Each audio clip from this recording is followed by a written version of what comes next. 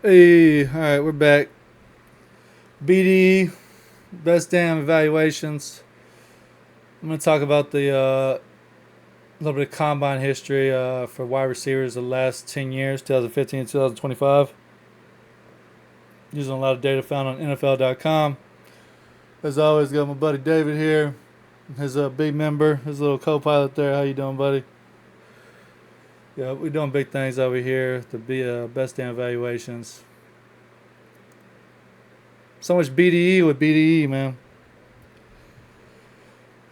Can't do BDE without having a lot of BDE. Just it is what it is. Huh? Interesting. It is what it is. If I could put it in a can, I'd make billions. I know that much. I mean, be a massively consumed beverage for sure. Oh, how am I doing this shit? Let's get this production quality going. I'm not good at this shit, guys. It's a work in progress. It's the BTT and Beast That Thing Network. I'm Beast That Thing. Let's get in it. Whoa, whoa, whoa. Here we go. All right. So this is the first page. It's small. That's what she said. I hate it when she says that. I hate it when she says that. Why say such mean things? No, it's yeah.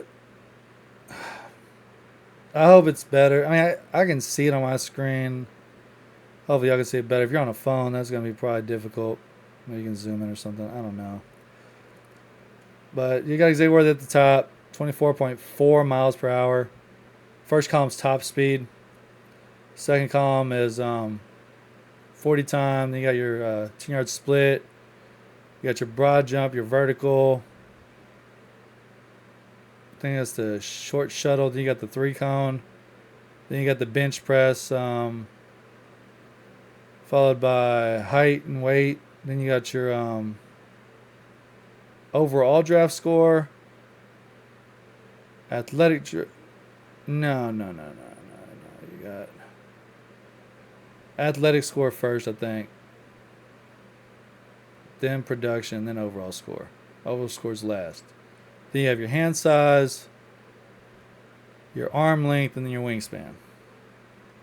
To do all the columns after team. You know, you got obviously wide receiver in Texas, but after all that, it's mile per hour, 40, 10-yard split, broad, vertical, short shuttle, three cone, bench press, height, weight, athletic score, production score, um, final score or prospect score, hand size, arm length, wingspan.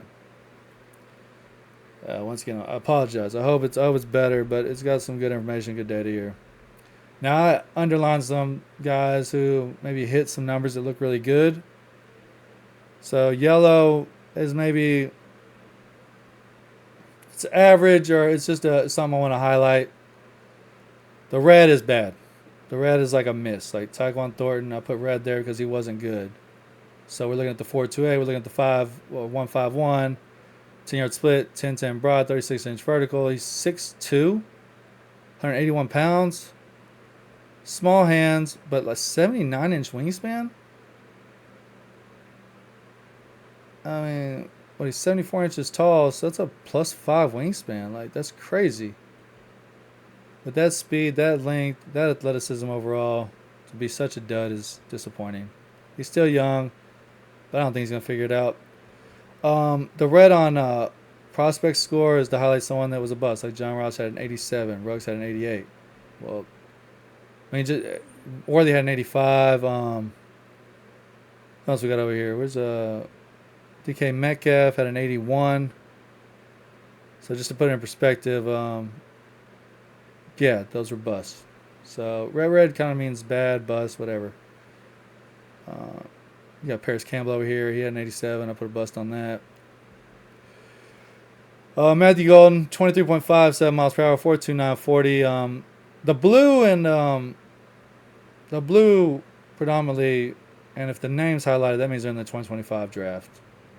Pretty much every name highlighted is in this year's draft, I think. I might have messed up on one. Just throw that out there too. And the blue is someone good, someone I like.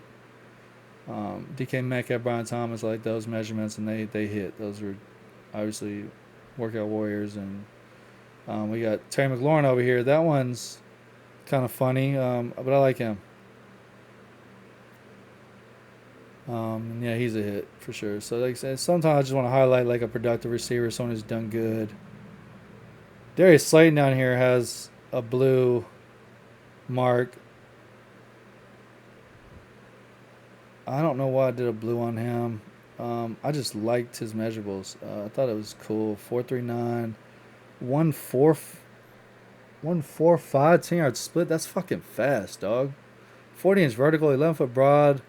Short shuttles fast. 7-second 3-cone, not the fastest. 6'1", 190 pounds, 79-inch wingspan, 10-inch hands. That dude is so much better than the Giants have allowed him to be. I think he's going to end up on a different team this year, and I'm excited about him. In terms of fantasy, in terms of just overall, just football fandom, I'm excited about him.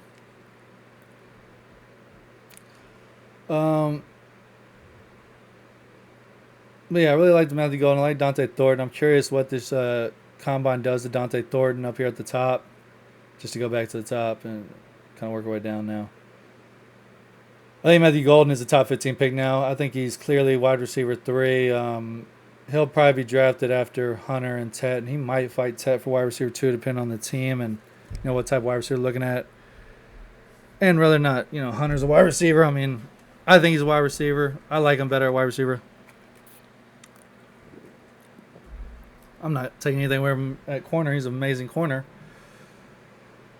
I love his ball skills. I love his aggression, how he attacks the ball. He doesn't wait for the ball to come to him. He meets the ball. That's the DB in him. And how that translates as a wide receiver is special in my opinion. And that's why I think he's special as a wide receiver, because very few wide receivers possess that trait. And it's probably because very few wide receivers play DB to that level. I mean, a lot of them play both ways in high school. But, he's a fucking Thorpe Award winner, a finalist, All-American at corner. I mean, they're not on that level. And he was originally a corner. He's actually still green as a wide receiver. So I'm curious about that too. Like, I feel like he has so much more room to grow as a wide receiver than a DB. I feel like he's close to his son as a DB, whereas wide receiver might just be scratching the surface. And he's already wide receiver 1, a Blitnikoff winner, and probably has the best hands or the best. He's the best at the catch point, I think, of any wide receiver right now. His coordination, his strength, his physicality. He has very strong hands. I really wish he did run, but I get why he didn't run.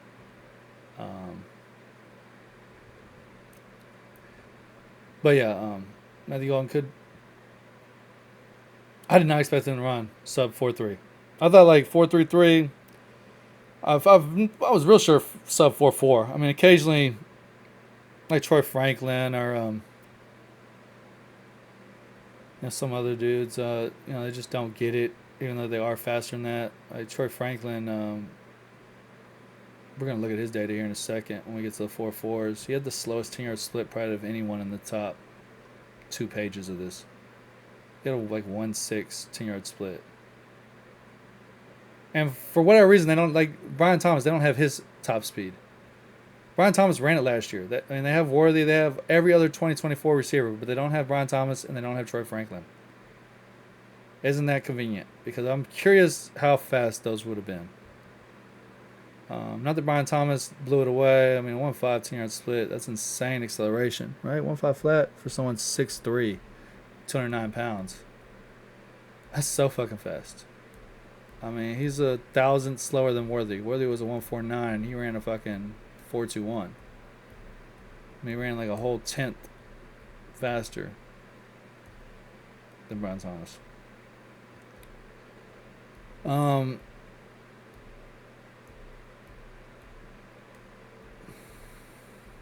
A.D. Mitchell's top speed was 23.8. He only shit.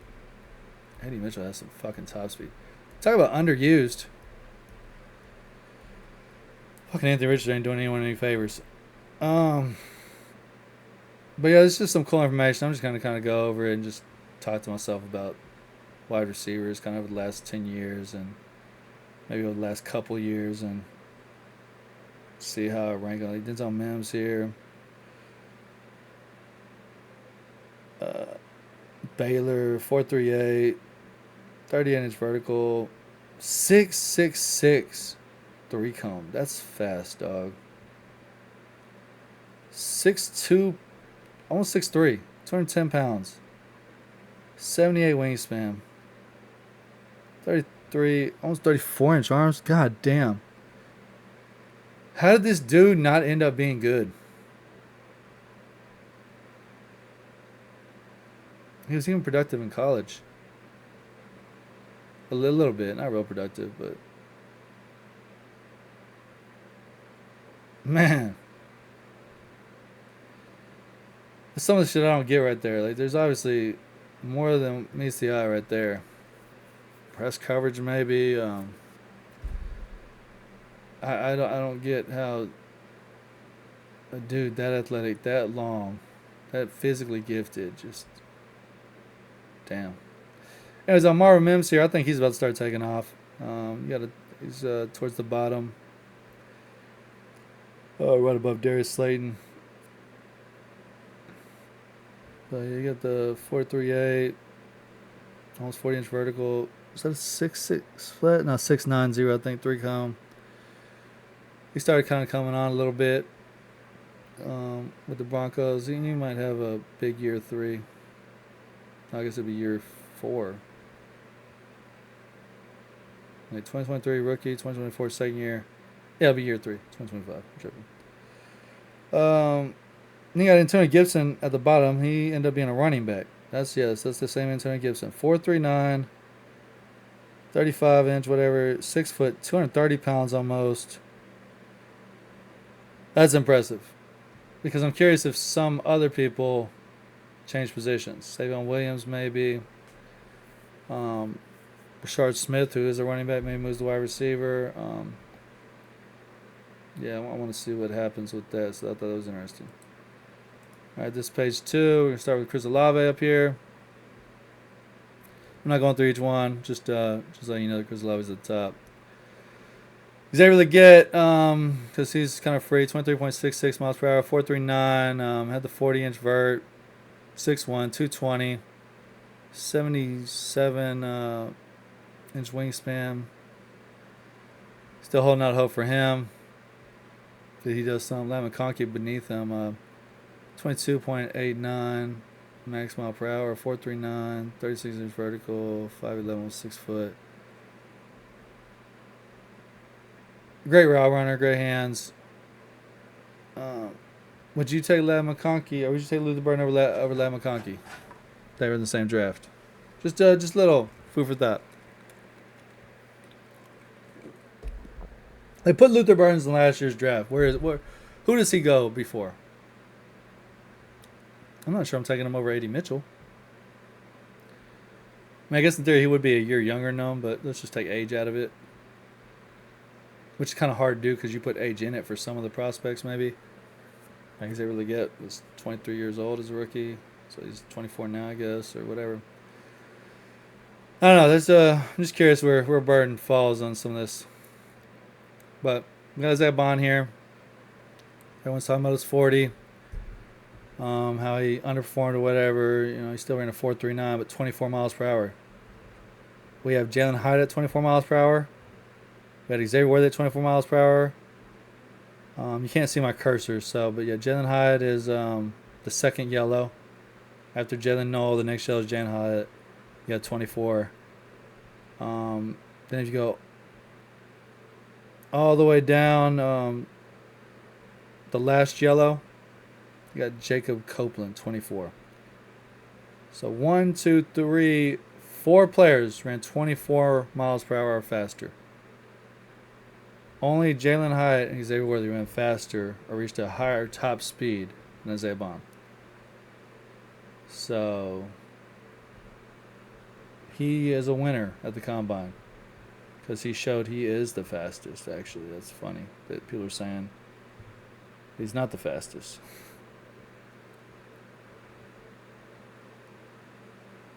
And I just got his measurables. I highlight kind of the wide receivers that I'm interested in, that I'm intrigued by. Luther Burden has a yellow arrow. Yeah, I got Troy Franklin underlined and Xavier Legette.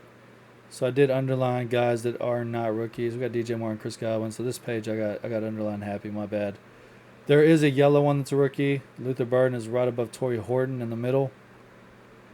So yeah, you got Torrey Horton is a blue, and then you got Luther Burden a yellow right above him. I mean, side by side comparisons. Horton beats him in max top speed. Horton beats him in 10-yard split. Burden didn't jump. Horton beats him in height. He loses in weight. He's 10 yards lighter. He beats him in production. And I would say he probably beats him in athletic score. They don't have him beating him in production. They have Torrey Horton as a 69 production. That's false. However, I'll do that in another video. The production score, how productive was a prospect in college, and then parentheses underneath, combined with draft expert grades. That has to be what's hurting Horton, because Horton's production in 2022, he had 71 receptions, 1,100 yards, and 8 touchdowns.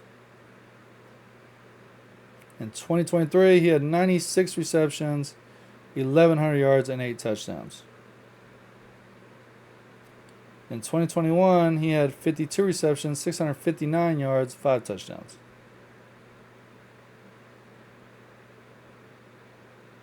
In 3 years at Colorado State, he had 193 receptions, 2,600 yards, 17 touchdowns.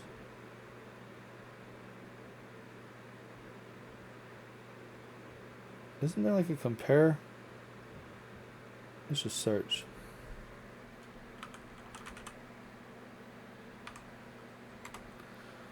Go to Luther Burden. So, Luther Burden in his 3-year career, 38 games, by the way, 38 games, 192 receptions, 2,200 yards, 21 touchdowns.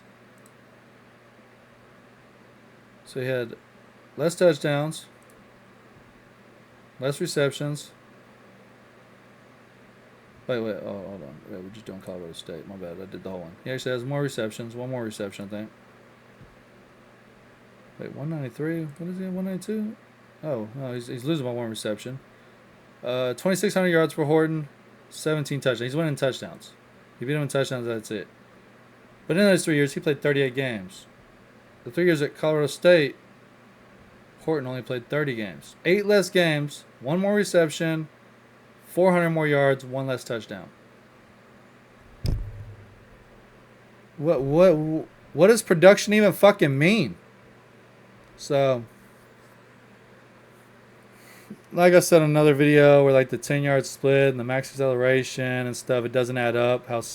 When you look at 40 time, and how some guys run a faster or slower 40 than others, when every other speed matrix, they run a slower 40 speed, but they're beating them on every other speed matrix. It just doesn't make sense. Maybe that's where you got to watch it. There's like a stumble. I don't know. Maybe the transitions are worse. Maybe, I don't know. There's got to be some lag point in there anyways. That's just to go over Horton. That's not really to knock Burden. Horton's a surprise for me. He did get injured this past year. He only played like 3 games this year, 5 games. But he's clearly healthy. I mean, what a fucking combine. And I'm not even sure he's full strength. He might still have some healing to do. So he's older. He's old. Kyle Williams, he's right above Troy Franklin. He's the blue one. Excited about him over there at Washington State. Intrigued about him. Jalen Royals, the bottom blue one underneath DJ Moore. Definitely like him. He's a little slower, but he's very similar to Burden on everything else. And style of play too. However, that 10-yard split, a 149. That's one of the fast fucking 10-yard splits you see over here. Speaking of 10-yard splits, you look at Troy Franklin. He's right about Burden. The yellow one. That 161. A 4.4140. But a 1.61 through the first 10 yards.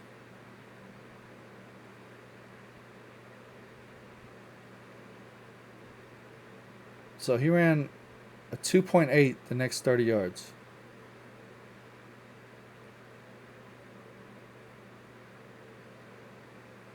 That's fast. He might have reached 24 miles per hour. We don't have the data. Because if you look at Bond, I guess, Bond ran a 151 10-yard split. And like I said, you can't look at this and it's exact. He ran a 4.3940. He ran a whole tenth. Or he was a whole tenth faster on the 10-yard split than Franklin. Yet he only ran 2 thousandths faster 40-yard dash. Now he's not alone on that. I mean, Jalen Nolan did the same thing. They have the same exact 10-yard split, the same exact 40. Yet Isaiah Bond at some point is almost a whole mile per hour faster. So that's some of it where it doesn't quite add up. God, Jalen Nolan, what a fucking 6.8 through 2 on the 3.41 inch vertical, 11-foot broad jump, 5'10". He was productive. Jalen Nolan, oh my God. Maybe the next Steve Smith or something. I don't know. Jalen Noel is intriguing. And they're all intriguing. This whole class is intriguing as fuck. They're not like last year. They're not just headliners. They didn't have amazing fucking seasons. But man, after testing and some of their production, man, there's some good second, third, fourth round receivers, I think, in this draft. There's going to be a Puka Nacua in this draft. Let's put it that way. There's a fucking Puka Nacua in this draft. And I know it's in the quarterback video, but there's a Brock Purdy. There's a Kirk Cousins in this draft, too. I'm going to do a video on that, I guess, because, you know, everyone loves quarterbacks. Definitely going to do a quarterback video on this draft. And that's just a teaser. I don't want to get into that. Plus, I'll get sidetracked. We're doing wide receivers right now. So that's the second page. I got to go through this a lot faster. I got, I think, 10 pages. Like, fuck, this is going to take fucking forever. There's fewer underlines, though, so that's good. We got Justin Jefferson just to give you, a star. That's, like, the best receiver on this page. It's the only one. You got Calvin Ridley at the top. I'm like, I don't know. You got Johan Dotson. Wendell Robinson's kind of cool, but, like, I'm not going to do him because, I mean, if I'm doing players like that, it's like, you can do everyone. Raheem Jarrett, 24 miles an hour. Actually, there's another one that hits 24. That's wild. He's 192 pounds, 5'11", basically 6 foot. I'm still curious if he's going to do something. He's on the Bucks. But yeah. Speaking of the Bucks, I had Godwin in the last one. I didn't discuss that. I had Godwin and DJ Moore. So let's go back to that just to highlight them and show them a little bit. They're the last two yellow names underlined. And then you got Chase Claypool with his metrics underlined, just to showing just an animal. I mean, 4.42, 1.52, 10-yard split, 40-inch vertical. He's 6'4", 240 pounds, almost doing that. God, it's fucking crazy. 80-inch fucking wingspan. He did have some productive years, just overall not that dude, I guess. I see shit like that, and it's like, man, I gotta have it. You give me that on Madden, and I'll win a lot of games. It'll be hard to beat me if I have. Like, when I look at this shit, you give me fucking Jalen Noel,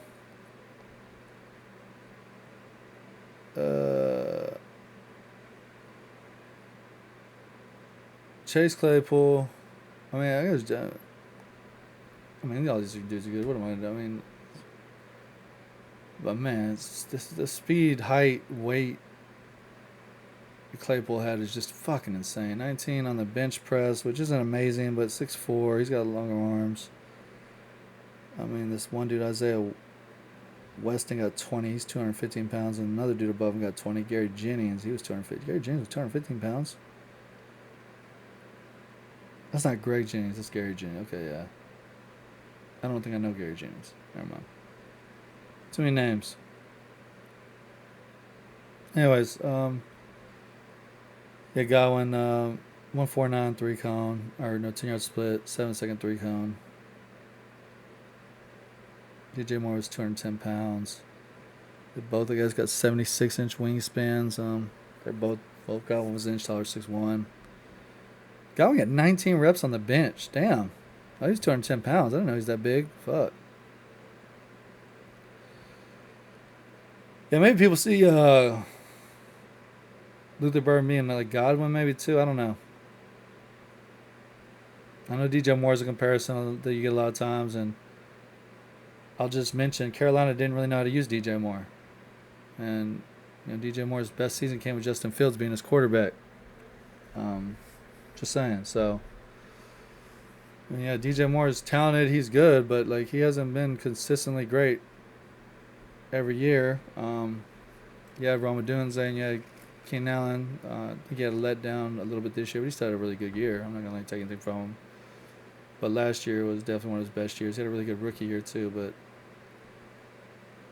extremely quarterback dependent, extremely dependent on the people around him. You have to be in a situation where you can run those gadget plays. If you get behind early, you can't really risk it. If you don't have the fucking offensive talent around and the proper motion alignments, you're not gonna be able to benefit from or use it. Like it's not something you build your team around. And if you're using a first round pick, it should be again on something that you're gonna build your team around. That it's gonna be a corner piece or a very important piece to your team. A gadget wide receiver is not a valuable piece. Not something you should be using first round pick on. I don't think. And DJ Moore, I don't think was a first round pick. He was like a second round pick. Early second. Maybe it was a third. I don't know.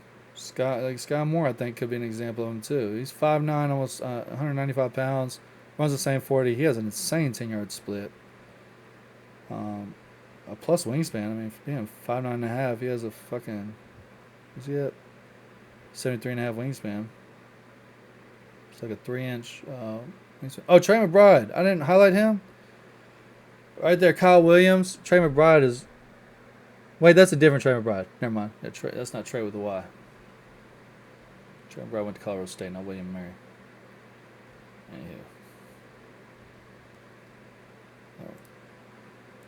Anyway, sorry. Another pause for a second. All right, here we go. So back to page 3. We got Jaden Reed at the bottom, the yellow. Name 23.86 mile per hour top speed. Good shit. We got Elik Amanor. He was a winner. 4.44. I did not expect him to run that fast. Faster mile per hour than Luther Burden. I mean, basically the same as Luther Burden though. A little bit slower 10-yard split. Almost a 40-inch vertical. 6'1", 206 pounds. 78-inch wingspan. So plus wingspan too.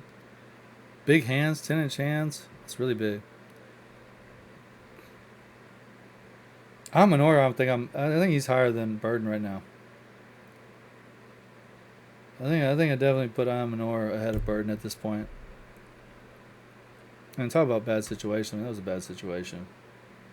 He was, I think he had a true freshman starting at quarterback at one point in time. Elijah Brown, a modern day. But I think it could be pretty good. Ashton Daniels, I guess, was the quarterback. He got injured. That offense is abysmal. Andrew Luck's the general manager there. Hopefully he gets that going. That's right. They got general managers in college football now with NIL and everything. Got to allocate resources efficiently and effectively. So you need a general manager and balance that budget, build branding, recruit, scout. Get the right people in the right positions, get the right team around you, and find all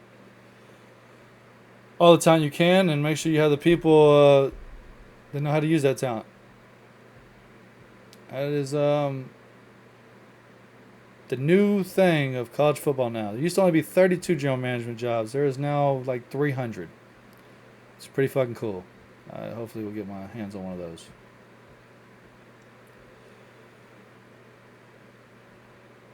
Isaac Tesla, insane tester. 22.95, 4.43, 40, 151, 10-yard split, 40-inch vertical, 405 short shuttle, and a 6.85 3-cone. 6'3 and a half, 214 pounds. Not really a plus wingspan, but 10-inch hands. Isaac Tesla, man. He could be a sleeper. 96 athletic score, the highest athletic score in this draft.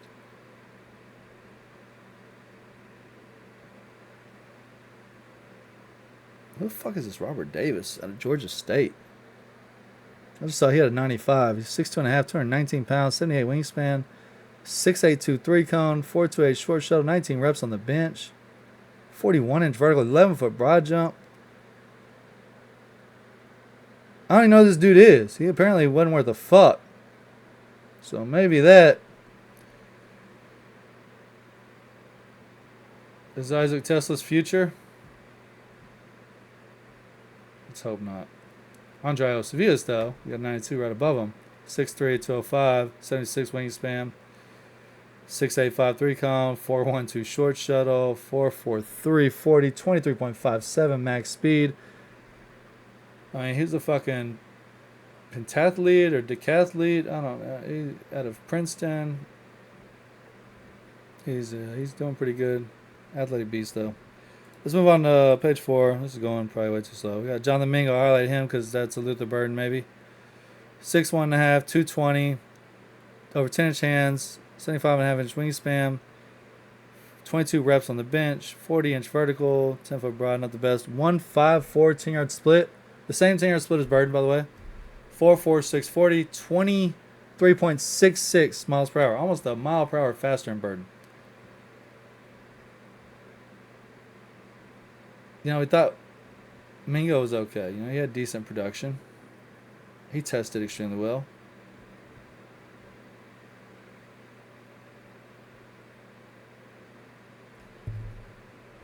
Call him a power slot.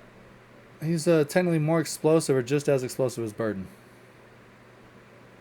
I'm just saying. That's what the testing data shows right there.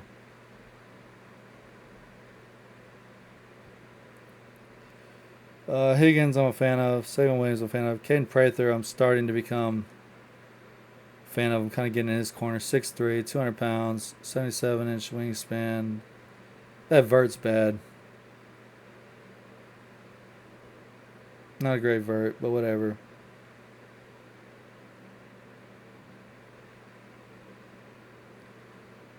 Good 10-yard split, though. Good max speed. Good 40 overall.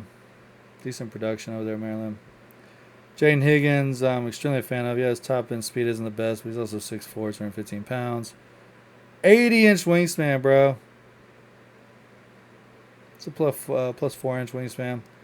39-inch vert, 10-inch broad, 1.5, 10-yard split. He's got a faster 10-yard split than Burden. 4.47. I mean, sub 5. 40 first. Like Mike Evans, I think he ran a 4.53 or 4.51 or something, and he's got borderline Mike Evans physical traits, but faster. Now I'd say Mike Evans' top speed is faster than 22.28 though. I think Mike Evans' top speed is close to 23 probably, but I'm not sure. And maybe that's Mike Evans, or maybe that's Saban Williams down here, the next blue highlighted. 23 max speed, 4.48, 1.52 10-yard. He's 6'3 3/4, I guess. Weighs 6'4", 222 pounds. He's got almost an 81-inch wingspan. So he's a little bit shorter and has a bigger wingspan. So his catch radius, and he's also got 10-inch hands. So he has, an inch bigger hands. Jaden Higgins has 9-inch hands. That's 9.18.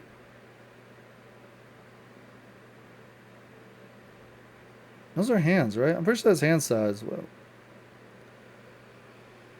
I guess 9.18. I broke it down by percentage of the next inch. I don't know.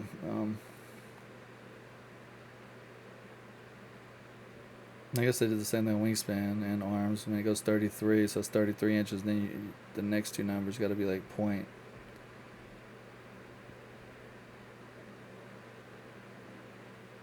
Or is it 4.8? Well, 4.8 would be a half. You wouldn't do 4.8. So yeah, all right. Let's look at another dude. Sorry. Let's say on way. Some of these wide receivers that tested good. I mean, yeah, they had good production, but you weren't sure what they were going to test. And then they come out and they test pretty good, and it kind of makes you reevaluate things. Like, okay, maybe I didn't see that on film, but I mean, maybe the competition was faster than I thought. I don't know. Overall, it was a pretty fast draft. DBs ran fast, offensive linemen ran fast, running backs ran fastest running back draft. So maybe just the speed of college football is getting better.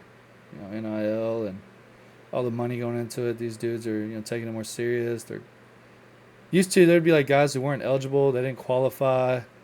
They'd have to go to an academy or something or JUCO the first couple years, a community college. You have dudes graduating early now, so they can get NIL early. Like you have dudes graduating, reclassifying a whole year ahead. Like the days of dudes not qualifying. I mean, these dudes are so professional, so mature. They take this shit so serious.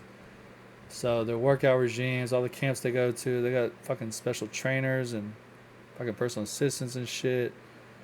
I mean, these dudes, they really are. They're taking it serious at an early age because they know that the opportunity to make money is, in high school, essentially. I mean, like, you can work hard enough on and off the field and graduate a year early and be making money while other dudes are going to prom and shit. You know, other dudes going to fucking homecoming and, graduating high school and you're just already making money like a professional fucking athlete. So, there's a lot of benefits to NIL. It's pretty cool. And you're kind of seeing it. I mean, these dudes are coming out fucking NFL ready and high. Jeremiah Smith fucking went game busters as a true freshman. These dudes are NFL ready, damn near fucking 19 years old. They might have to lower the draft age. I don't think they'll ever do it though, because I think everyone just kind of likes it. Anyways, that's number 4. Let's go to number 5. I'm 40 minutes in. I'm not gonna get through all these. I don't think. Tez Johnson, he was a loser. This is the first red.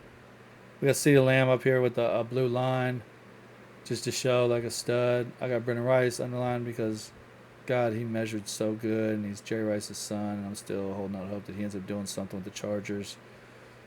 I don't know I think he was injured a lot, and he missed a lot of spring training and preseason and shit.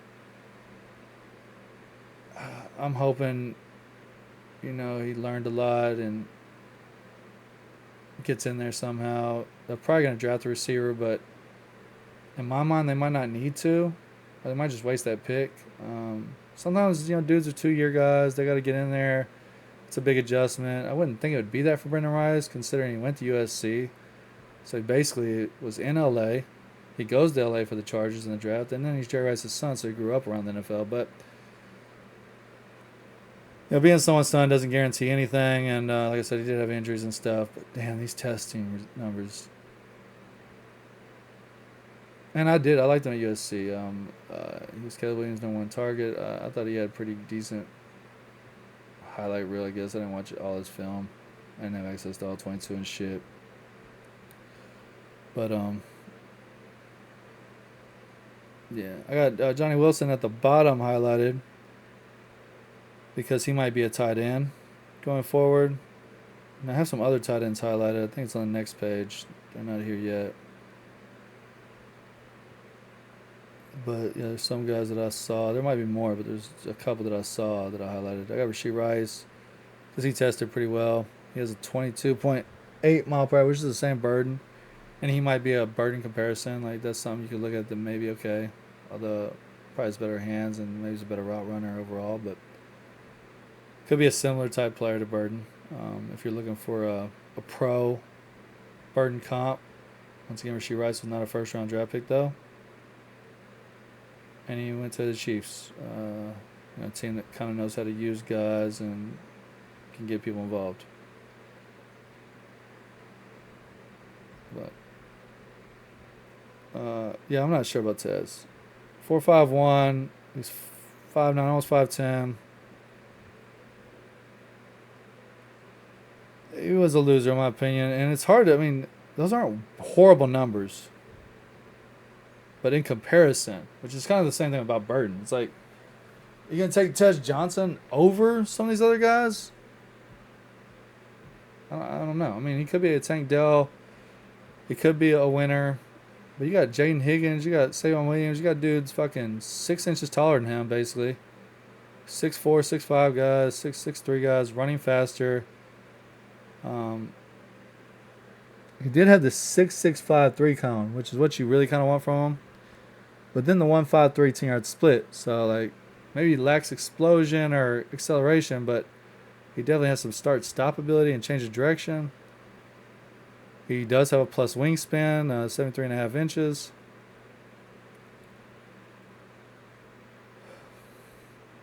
£154, though. It's just, I don't know.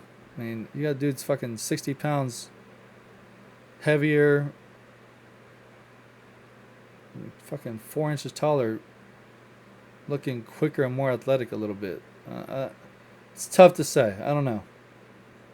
And it's not like his college production was through the roof. You know, he was just okay. Anyways, Johnny Wilson is one of those guys, I guess. 22.81 max speed, 4.5 240, a 1.55 10-yard split, 37-inch vertical.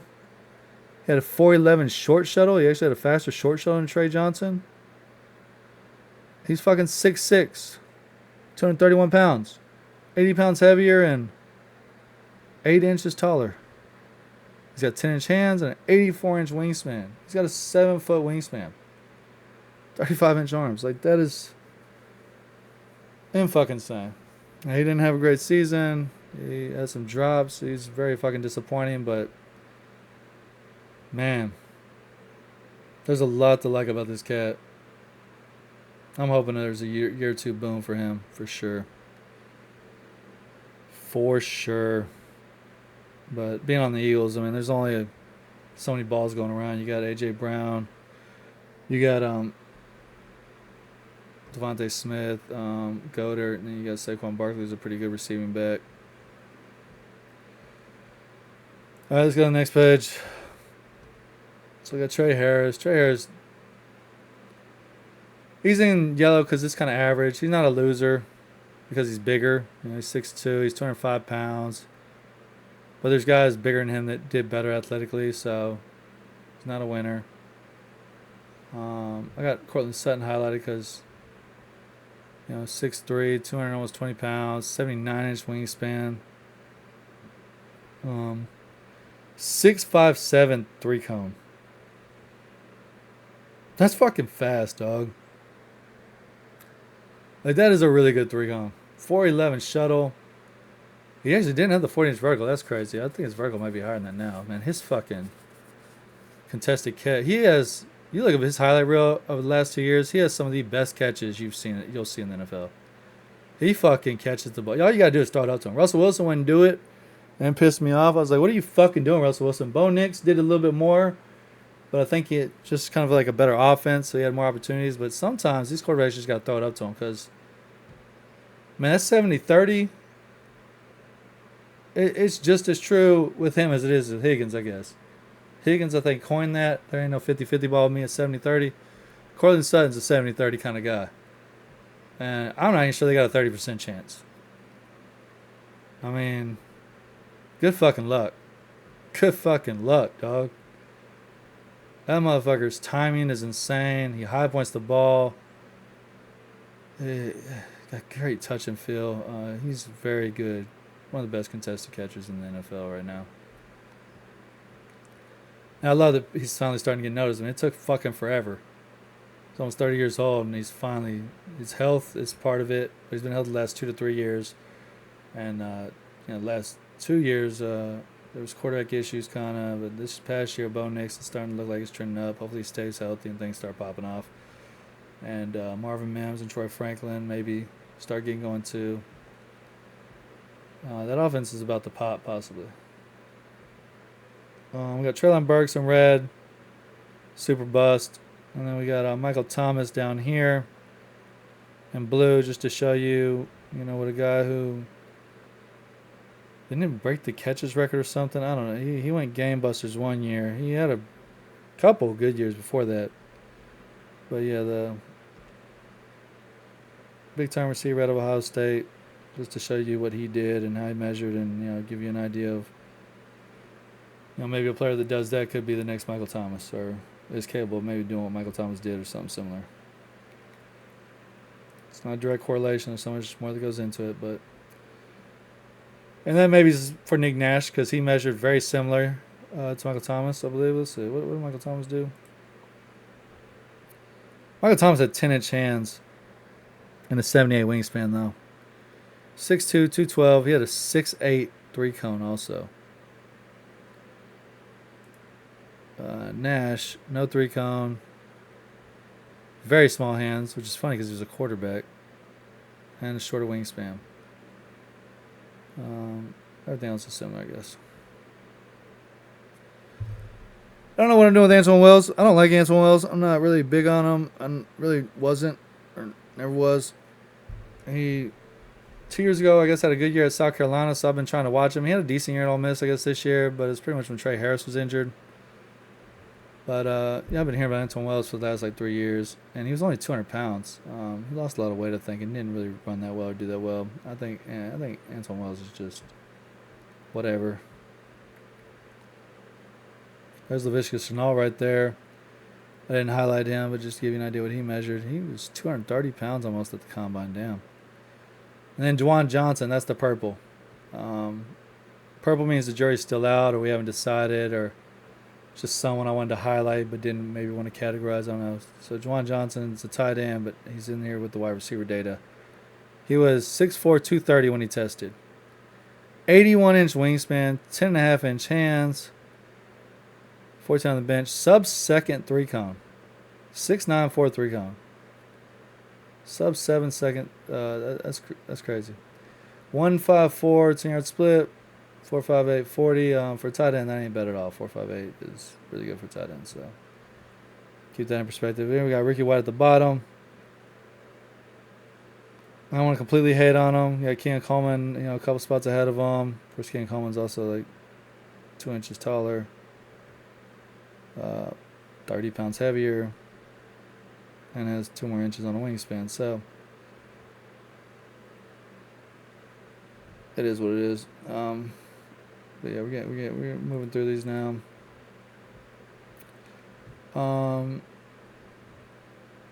Oh, this is the end of that page. So we got Ricky White again. There's Cooper Kupp. So we got them kind of side by side. He's 20 pounds lighter than Cooper Kupp, but they are very similar. He's got a better vertical, a better broad jump. He's a better jumper than Cooper Kupp. So maybe he could be a Cooper Kupp. I don't know. He's pretty productive in college. And there's not great quarterback play at UNLV. Cam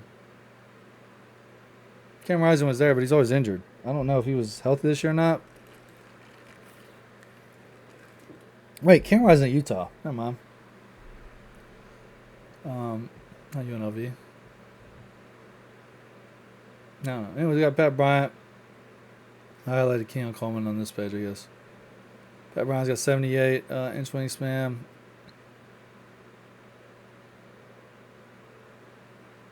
You know, 6'2". Maybe similar to Cooper Kupp too. I don't know. I don't know what to make. I'm just showing some guys and just give you an idea where they stack. There's a lot of red because we're getting down low now. So there's tons of red. Corey Davis.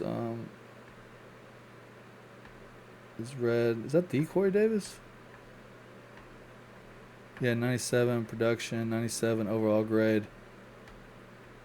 Yeah, he wasn't good. Wait, whoa. Oh, okay. Yeah, we're on this is the top draft score now. So, you see the diamonds to the right? At the top, you got 91, that's your athletic, 90 is your production, and then 95 is your overall. Rome Odunze is the highest rated wide receiver prospect over this span by Next Gen Analytics. So I filtered it by that column just to show you how the top graded prospects did in the combine this time. Instead of going by top speed or whatever, or 40 time, I went off of a different filter. So it's categorized by overall grade, just to show you what the top prospects do and how they do, or whatever, and also show you how this database or whatever, next gen stats, I guess is what it is on NFL, how they scout or rank people. Give you an idea of what their hit or miss rate. Corey Davis, 93 over Devontae Parker, 91 over. Those are some misses. Obviously, Devontae Parker has some injuries, some quarterback issues with the Dolphins, and when healthy, he actually performed it pretty good. You can make excuses, but at the end of the day, it's a performance-based industry, performance-based job. You either perform or find someone else who does. I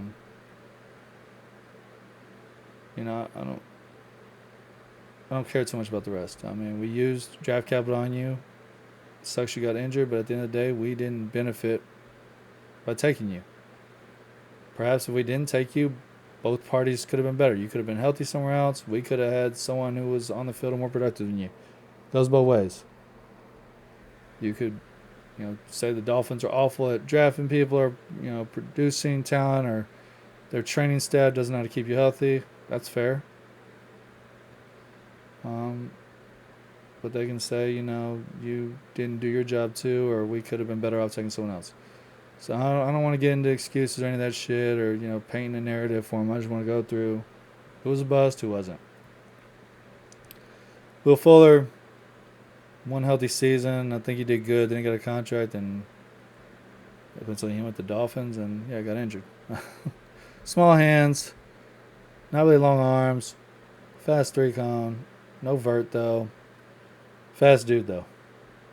Henry Ruggs, obviously we know what happened to him. We never really got to see. He had one of the fastest 10-yard splits though. 1.43 10-yard split. Holy fuck, that's fast. 42-inch vert. 98 athletic score. 10-inch hands too for being that small. He's got a crazy build. He might have been really good, but we'll never know. And we'll leave it at that. John Ross, bust. Paris Campbell, bust. Kevin White, big fucking bust. God, he tested crazy though. 4.35. Sub 7 second. 3-cone, 23 reps on the bench. 215 pounds, 6'2.5".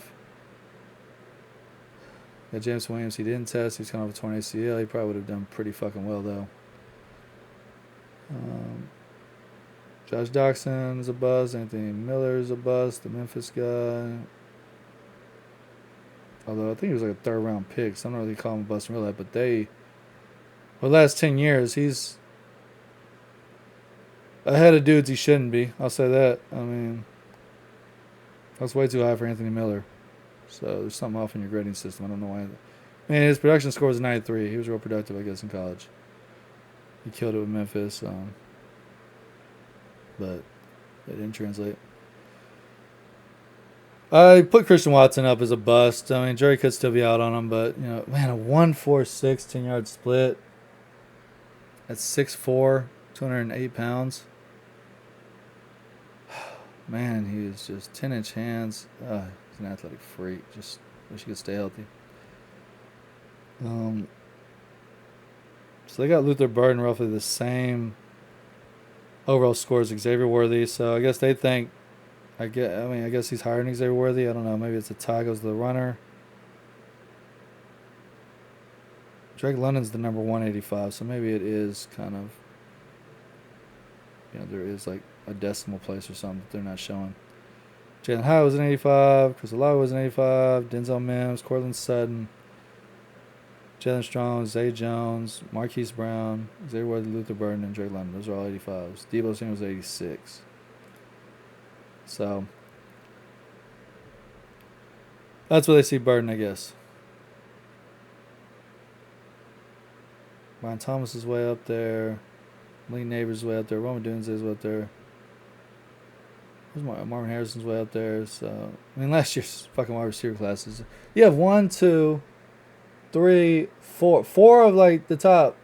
1, 2, 3, 4, 5, 6, 7, 8, 9. 4 of the top 9. 4 of the top 10. We're in last year's class. Brian Thomas Jr., Marvin Harrison Jr., Malik Neighbors, and Roman Dunze. You have 8 players, I guess, with a 90 or higher, and 3 of them were in last year's class. And then you got Brian Thomas with 89, the only 89. So, yeah, that class was crazy.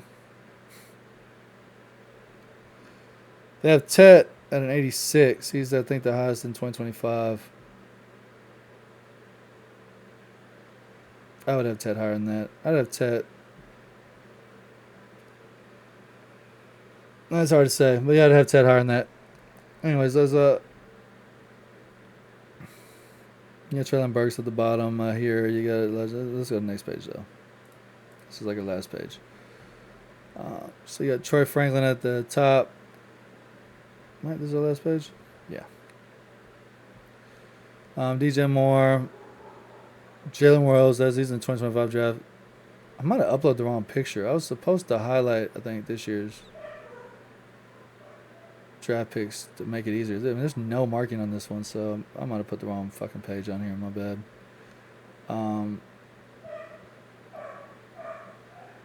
Xavier Leggett was an 81 overall. Malachi Corley was an 82 overall. And Kelly Harry was an 82 overall. That's a bust.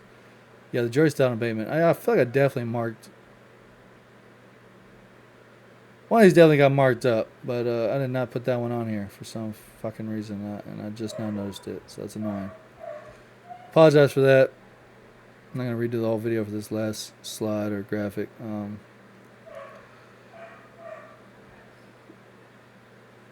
Got DK Metcalf, and there's no reference because you can't see my cursor, but yeah, I guess just go through it, look at it. But yeah, DK Metcalf had an 81 overall grade. Eddie Mitchell had an 81 overall grade. Dotson had an 81 overall grade. So did Ayuk. Devontae Walker had an 81 overall grade. Of course, he tested to the roof. I mean, 23.55 top speed, 4.36 40, 154 10 split, 11-foot broad jump, 40-inch vert, 6'1", 193 pounds. I got dogs barking. 79-inch wingspan. That's a nice wingspan. That's like a +6 wingspan. QJ over here. He didn't run the 40. Quinn Johnson has an 81.5-inch wingspan. That's so tight. I think Quinn Johnson's going to be all right.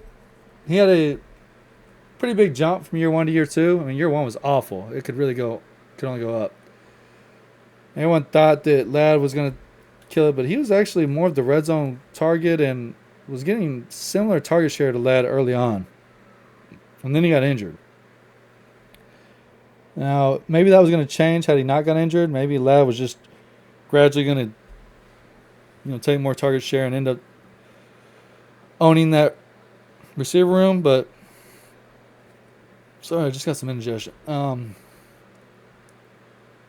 he came back healthy, he didn't really come back in the same role or the same usage. And when he was out, Ladd McConkey kind of went ham, and that allowed him and Herbert to kind of build some chemistry. And maybe Quentin Johnson didn't come back completely healthy.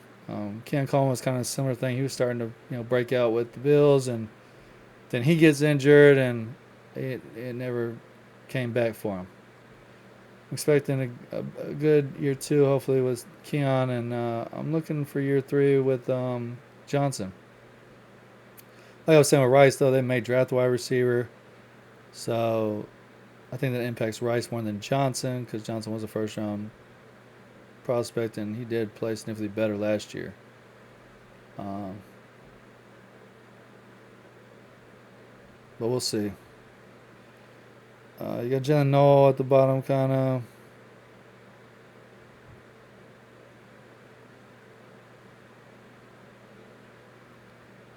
T. Higgins is down there. T. Higgins has 79 grade. Laviska Shenault has 79 grade. Anyways, well, we're at an hour.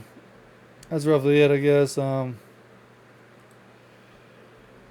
Just give you the last decade of information, combine data, help with maybe some comparisons, current NFL players, and give you some maybe career trajectory or what a prospect's measurables. Some NFL players that had similar measurables and maybe play similar roles or similar style, how their careers could end up. There might be a Cooper Kupp in this draft. There might be a Puka Nacua in this draft. Might be a Steve Smith in this draft. This draft has talent. They're not as highly publicized and not as polarizing as last year's. But there's definitely going to be some steals in this draft. There's going to be some studs that fall, that slip through the cracks, that really overperform or surprise. And I'm excited to see who that is going to be. And I'm excited to even try to predict it when I do my rankings, which will be coming out soon. They've made it difficult. I was hoping that the combine would help, spread it a little bit, especially with the running backs. But actually, I felt like the wide receivers were kind of spread. I really didn't expect this many dudes to do that. Like Caden Prather, I kind of wrote off. Dante Thornton, I wasn't sure about. I didn't expect him to run that good, though. Torrey Horton ran a little. Like I thought Torrey Horton could be a 4.5 guy.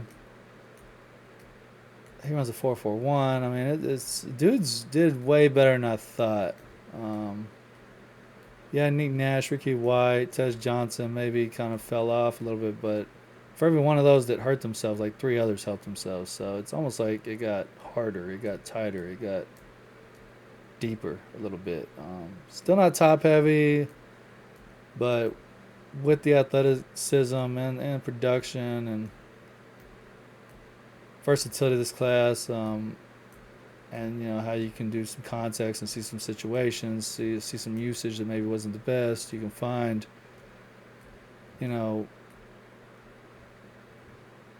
ways to minimize the negatives and maximize the positives a little bit. If you really want to, create that narrative and really do that. And there's gray everywhere. I mean, it's not black and white. Not everyone's in the same offense. Not everyone has the same quarterback or the same situation, the same great offensive mind that can scheme you open, or not everyone has the same competition and the same level of talent that they're going up against, every single Saturday. So there's a lot that can be,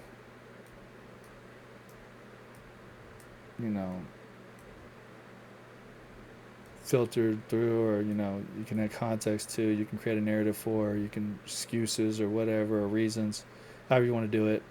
It's dangerous because it's more subjective, I guess. But yeah, it's subject. I get these confused sometimes. I'm a fucking idiot. I feel like I get them confused and then I don't get them confused. Yeah, subjective means based on personal opinion or feeling. Objective is the whole. Or like, it's like I think about it so much. I'm so stupid. Don't take drugs. And get plenty of sleep. Listen to your parents. Although you shouldn't be listening to this because it's not for people under 18. Anyways, I guess that'll do it. It's a really good class. Have my rankings out soon. Thanks for watching. Like and subscribe. Hope you enjoyed it. Feel free to comment. Tell me where I'm idiot. I don't think I put a lot of opinions on this one. This isn't really an opinion-based one. But yeah, we're going to have a lot more coming out. Peace out.